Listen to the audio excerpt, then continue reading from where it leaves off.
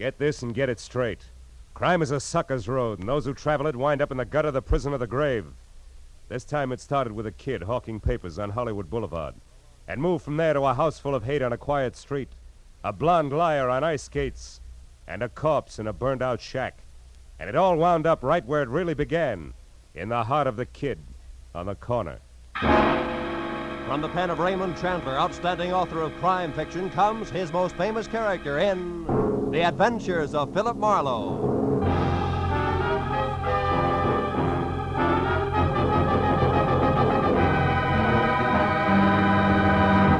Now, with Gerald Moore starred as Philip Marlowe, we bring you tonight's exciting story, The Kid on the Corner.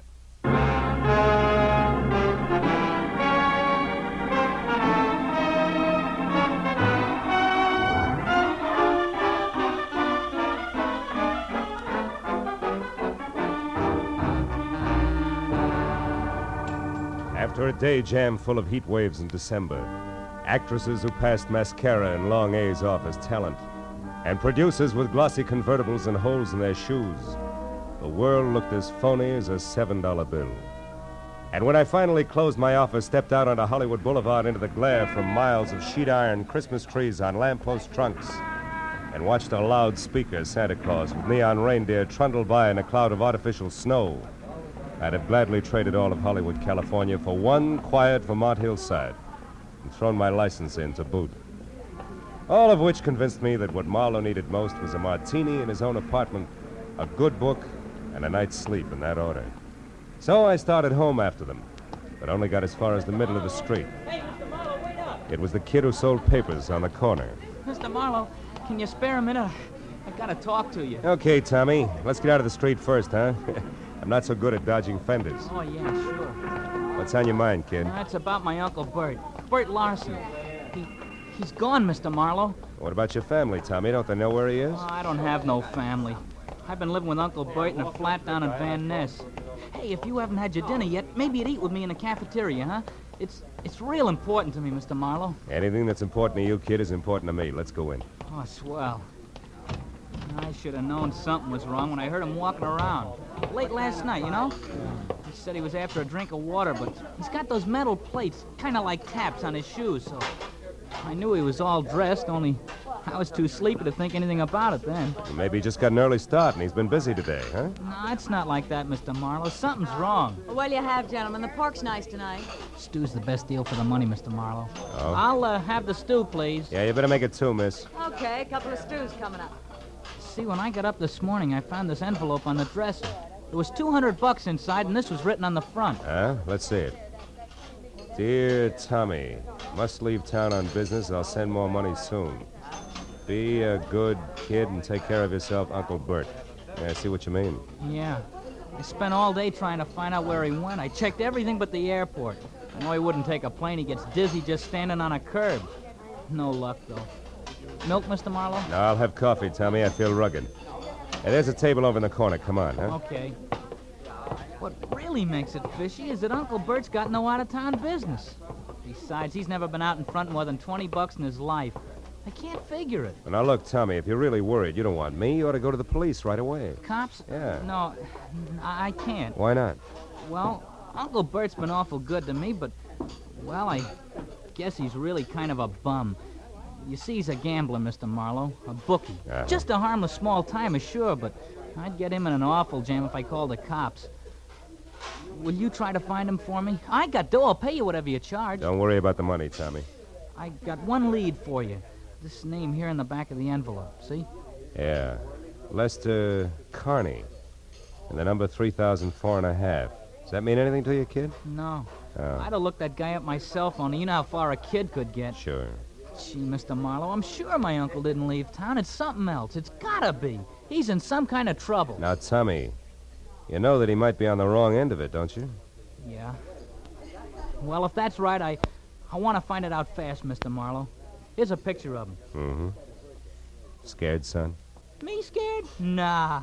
Not for myself, anyway. Yeah, I guess I am, kinda. Well, okay, Tommy, eat your dinner, and then get back to work. I'll see what I can find out, huh?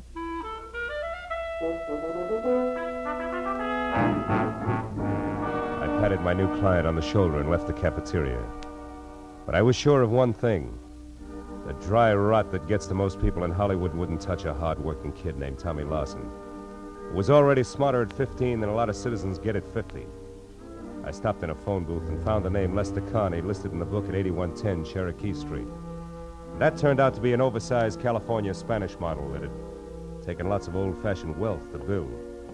Halfway up the curving walk to the already open front door, I heard the All right, voices. Susan, if that's the way you feel, I don't want you in this house another night. Well, I'm sorry, Mom, but I don't think that spying and telling lies are a part of a maid's duties, so I'm leaving. But I would like to know about my back salary first, You'll Mrs. Connie. get your back salary, my girl. Don't worry about that. Now get out. Very well, Mom. Excuse me, sir. Oh, yeah, sure. Well, what do you want? I'm looking for Mr. Lester Carney. Is he in? He is not. Oh, would you mind telling me where I can locate him? I don't know. And I don't care anymore. Just a minute. Is he with Bert Lawson, maybe? I don't know what you're talking about. Now get out of here. And good night to you, too, Mrs. Carney. Hey! Hey, Susan! Just a minute, baby. And who are you calling baby? Well, I call anybody baby when they're as cute as you are. You're not so bad yourself. Well, now that that's established, let's get friendly. I'm always friendly. But they're not, huh? Oh, there's going to be trouble in that house. Oh? Well, good night, Mr. Now, wait a minute. I'll give you a lift in the car. Let me have your bag. Well, all right. Thank you. Ah. Say, what about that trouble you spoke of, Susan? What did you mean? It's Mrs. Carney. Julia. Oh. She isn't as pretty as she used to be. She's turned rancid. She's driven that poor husband of hers out of his mind. He almost never comes home nowadays. Practically lives in his studio. Studio? What kind? Photography. Oh. It's way up in the Hollywood Hills someplace. Susan, did you ever hear either of them mention a Bert Lawson? No? Why, who's he? A gambler. I gather from Julia that Connie's blowing the family fortune, huh? Sure he is. And that's not all she's driven him to. No. What else? What do you think? Another woman, of course. Oh. An ice skater named Carol King at the Igloo. That's that nightclub with the skating show. Yeah, I've been there. Does Mrs. Connie know? Oh, she suspects. That's why she wanted me to spy on him. But I wouldn't because I don't blame him one bit. Not with Julia being like she is. Yeah, maybe you're right, Susan. But then again, maybe you've got your cause and effect backward, huh? Yes? Well, I don't know anything about that. But that poor man's been driven so crazy, he's threatened to kill her. Well, here's where I get out. And stay out.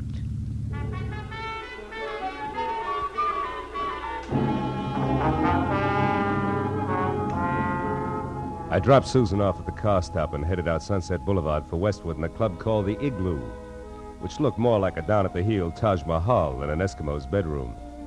Inside, a line of fast-moving ostrich plumes with rye-crisp waistlines and imitation sable zipped over a short sheet of tinted ice toward the climax of chorus numbers, while I bluffed my way backstage and intimidated the call boy into sending over one Carol King. She turned out to be left end in the lineup out front, so I sat down on a cold trunk and waited until the curtain fell.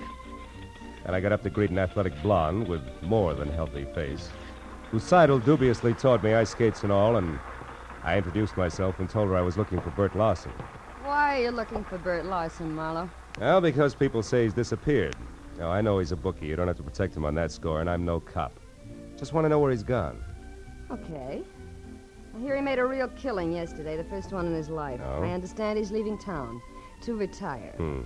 Who's going to make book for you from now on? Nobody. I never play the horses. My friends do. Oh, friends like Lester Carney? Lester. Well, now we get down to business. You smell like you're working for a wife, Shamus. Yes again, sugar.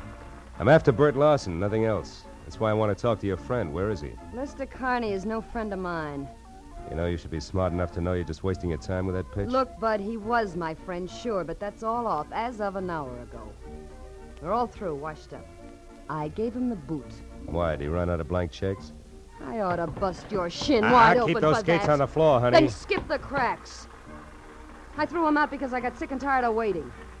He's kept me on the string for months with nothing but promises. Said he hated his wife, but when it comes down to cases, he refused to leave her. Why? I don't know. He's got some hold over him he hasn't nerve enough to break. So I wrapped him up in a neat little bundle and sent him home. It was a mess. I'll bet. Between you and Julia, he must be in a great frame of mind tonight. That's his problem now, brother, not mine. What is yours? How to keep your life on ice? No, wise guy. For your information, I'm quitting this show. I'm gonna make a clean break all around. Happy landings. But look, what's the connection, if any, between Lawson and Carney? Why, Mr. Marlowe, I have No idea. Isn't that wonderful? Okay, sugar, that's where we'll leave it for now. But in making that clean break, be sure it's not your neck. I'll see you around.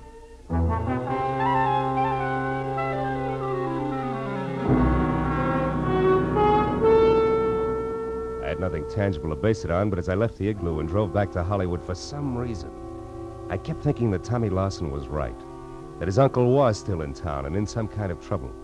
And I was sure that at least half of Carole King's story had been lies, but why, I couldn't figure. And another idea hit me, and hit me hard. I turned onto Cherokee again and drove up to Carney's house at 8110, parked, and went in.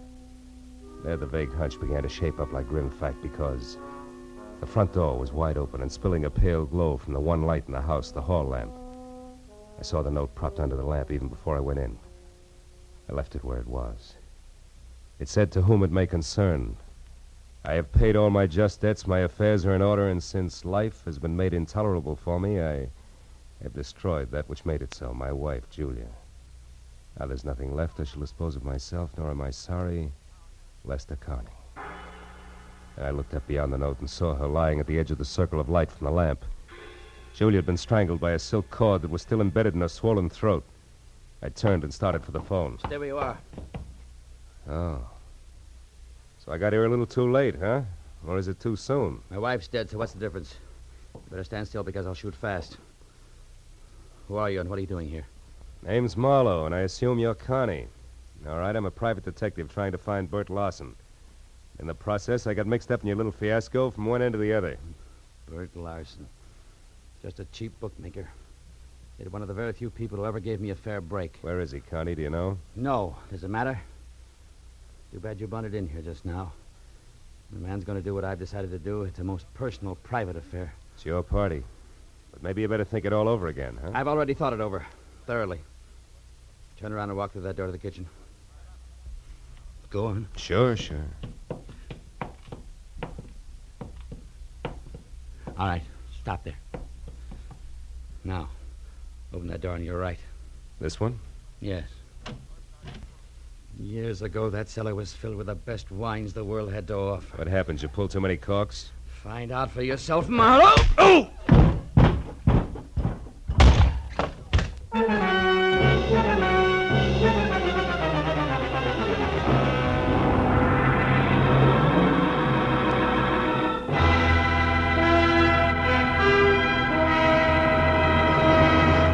In just a moment, the second act of Philip Marlowe. But first, will Tyrone Power listen to Jack Benny's Siren Song? Will Ty consent to portray CBS's great Sunday night musician and lover in the movie The Life of Jack Benny? Tune in tomorrow and find out. No, there's never a question about the quality and quantity of comedy and sheer entertainment on CBS on Sunday night. And remember, the Jack Benny Show is heard on all of these CBS stations. Now, with our star, Gerald Moore, we return to the second act of Philip Marlowe and tonight's story, The Kid on the Corner.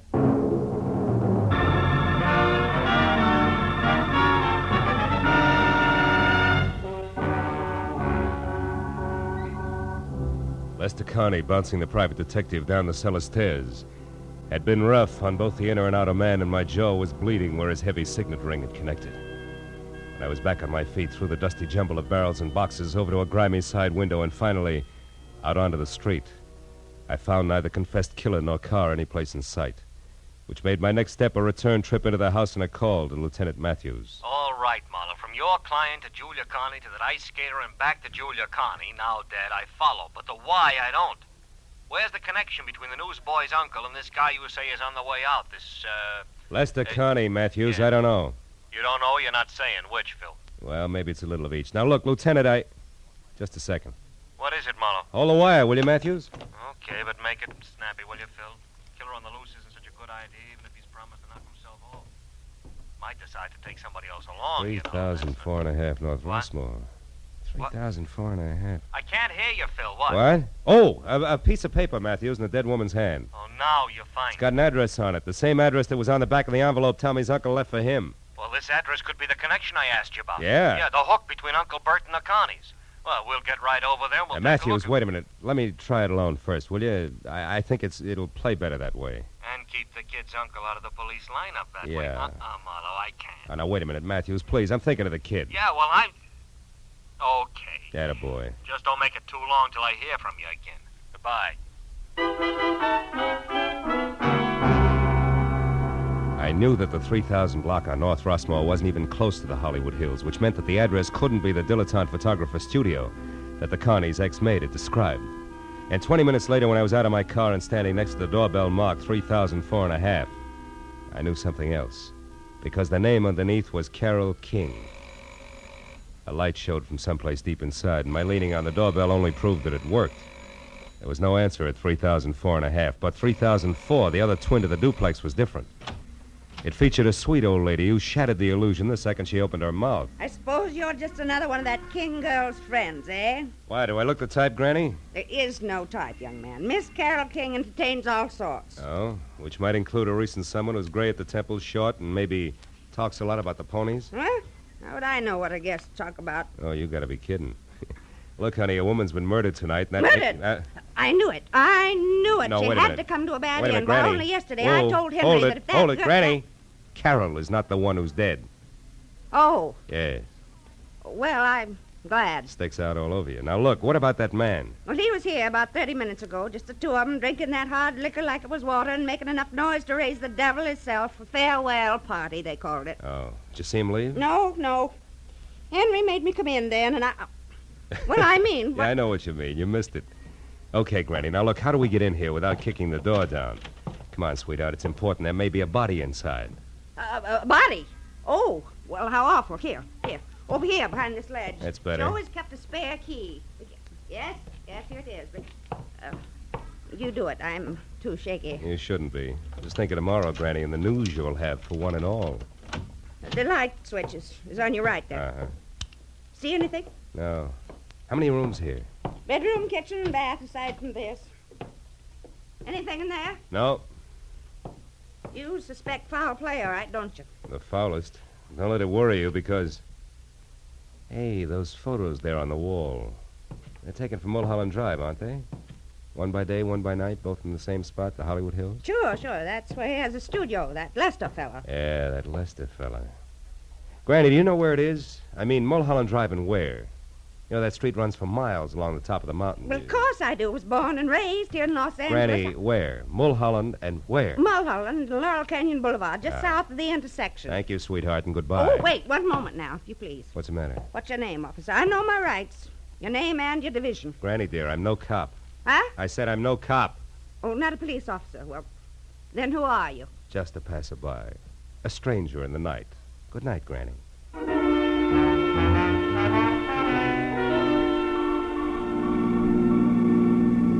All the way from Rossmore to Sunset, then west to Laurel Canyon Boulevard, I kept worrying about Tommy Lawson and the uncle, who, from where I stood, needed at least worrying about no matter which way things played. But when I was on the strip of macadam that twists its way upward toward Mulholland Drive like a snake writhing from a long, long bellyache, I forgot about both client and relatives alike. Because at the top and a little to the south, where Granny had said it would be, was Lester Carney's studio, all right, but burned to the ground. Well, these select flyweight joints sure go fast, huh, Chief? Yeah, it wasn't 20 minutes on this one. Hey, mister, where are you going? Some of that metal stuff's still pretty hot. Who are you, with the law? No, Chief, I'm a private detective named Marlowe. I was wondering if Lester Carney was caught in there. He owned this shack. Yeah, I know. Was he a friend of yours? No, it's strictly business. He's wanted for murder. Yeah, he was wanted for murder, Phil. He was burned to a crisp in there. Hello, Casey. Hello, Matthews. Well, what's your guess? He started on purpose? No, suicides hardly ever burn themselves to death. No. He probably took some sleeping pills or poison and then a cigarette he left going did this, you know. Hey, by the way, Phil, you saw Connie tonight. You think you might recognize him? Might. Yeah, he's over there. There isn't much. See you, Casey. Right, Matthews. Hey, Garson. Hey, you tied Connie and this fire together kind of fast, didn't you, Lieutenant? I just found out about this place. Yeah, but you work alone, Marlowe. I got help. Oh. There it is. All that's left. See anything? Yeah, that ring. I noticed it earlier tonight. And the watch? No, I'm not sure. I don't remember what kind of... Hey, Matthews. What is it? What are you staring at, Phil? Come on over here. Come on. What? See this little piece of metal? Yeah. I think it's... Watch! Oh. Phil. You know, fire makes things hot. Yeah. Hot things burn and... Yeah. Marlowe, what is it? It's an idea. Yeah, like what? Like this isn't suicide after all, like it's murder, Matthews. Come on, we gotta get to our phone quick.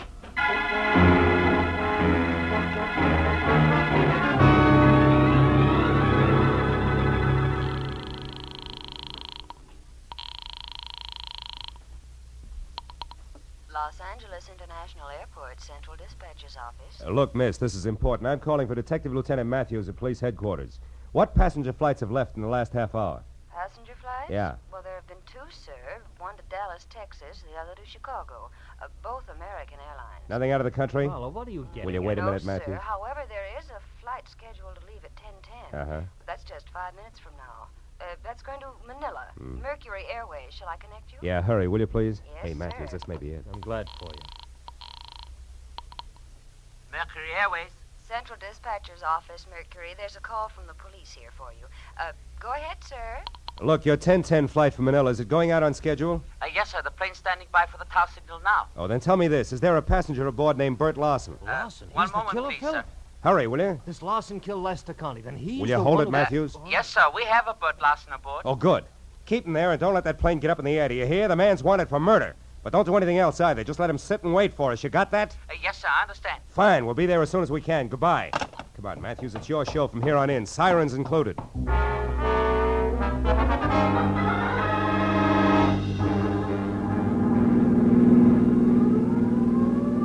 Okay, Marlowe, okay, enough. So we're on our way to the airport. We're going to catch or kill. Everything is great. But first, how do things add up? And... Mooney, take it easy. 5 seconds more or less, never yet turn the trick. Okay, Lieutenant. Were you saying something, Matthews? Yeah, I'm saying I don't know which end is up, Phil. Look, Lester Connie killed his wife, right? Right. Why? Because he wanted her out of the way so that he and a cheap little monster named Carol King can live happily ever after. Oh, divorce wouldn't do that for him, huh?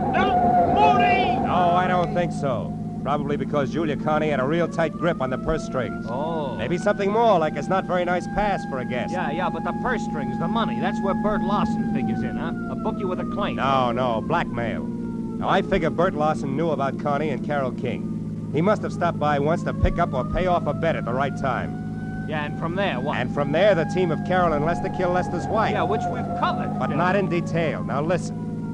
You see, after the murder, Lester planned to kill himself. Yeah. Or at least make it look like that. Yeah. A suicide note, the Mulholland studio burned down, the works. Yeah, and the body we found, Phil. That's an added attraction. Bert Larson included in the last minute. What? The wife and then the blackmailer? Ah, you're getting it. Drugged while drinking at Carol's, where he thought that he was going to get paid off in money, then up to Mulholland Drive, ring watch, and flames added. Oh, and then out here at the airport, headed for Manila. Lester Carney. Uh-huh. Hey, Mooney, we're getting close. You better kill the siren. Okay, Marlowe. Now, Phil, how do you know all this? I mean, the switch, what makes it so?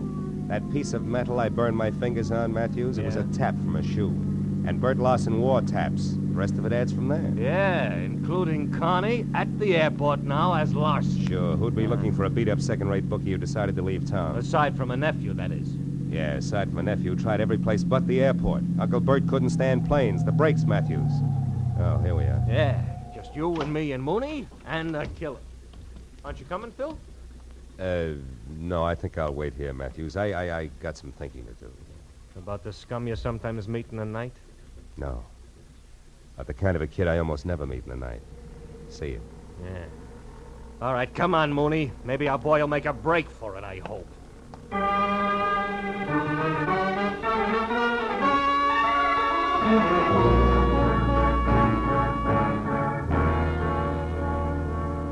Lester Connie didn't make a break for it, and an hour later when they picked up Carol King, it was the same thing. Each of them was surly, ugly, but they talked. So when I finally left police headquarters, where try as he would for Tommy's sake, Matthews had found it impossible to skip over Bert Larson's connection as a blackmailer. It was pushing midnight, and I was dog-tired. There was something worse than that when I was back on the corner near my office, walking toward Tommy Larson, who was untying a stack of fresh newspapers. Then the headline. Read all about it. Hollywood killer nabbed. blackmailing bookie, jealous wife slain. Hiya, kid. Hiya, Mr. Marlowe. Lieutenant Matthews tells me you had kind of a rough night. Kinda. When'd you talk to him, Tommy? After the first editions hit the street, I wanted to know if you were okay. The story didn't say. Publicity no good for your business, huh? Not much. Look, kid, did the lieutenant say anything about you? I mean... I'm gonna stay with a neighbor, a friend of Uncle Bert's. Oh. He had friends, you know. He wasn't really bad at heart, Mr. Marlowe. Not really. I believe that. So do I, Tommy. He was just mixed up. Yeah. Sure he was. And you know why? The way he thought the world owed him a living, that's why. And I couldn't tell him otherwise. Excuse me, Mr. Marlowe. I gotta get going. Thanks a lot. You were swell. Sure. Extra. Bookie and Babe slain in Hollywood Triangle. 2 dead in Hollywood slaying. Extra.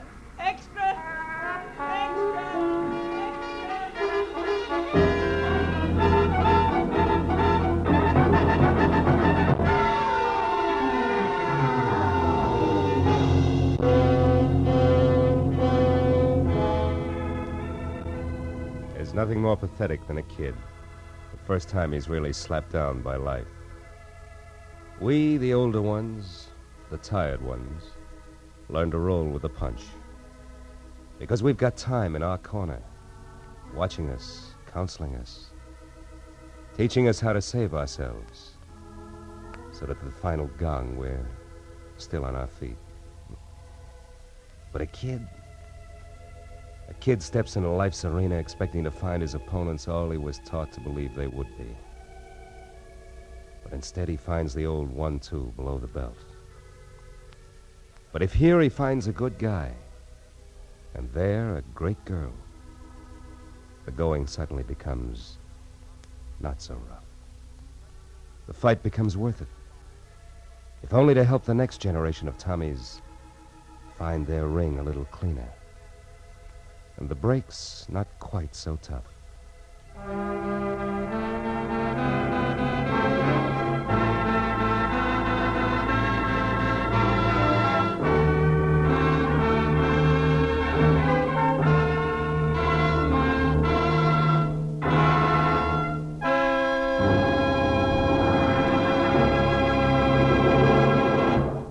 The Adventures of Philip Marlowe, bringing you Raymond Chandler's most famous character, star Gerald Moore, and are produced and directed by Norman MacDonald.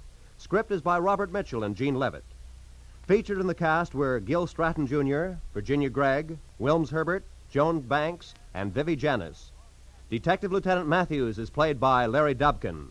The special music is composed and conducted by Richard Orant. Be sure and be with us again next week when Philip Marlowe says... It started with laughter on a bright morning, in a battle over a chicken, and got better as it went along. It could have lasted a lifetime, but it didn't. It stopped on a gray morning, with a little wishbone broken.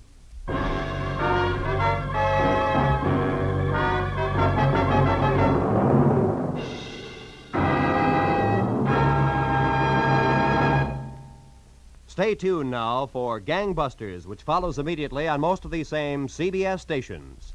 This is Roy Rowan speaking.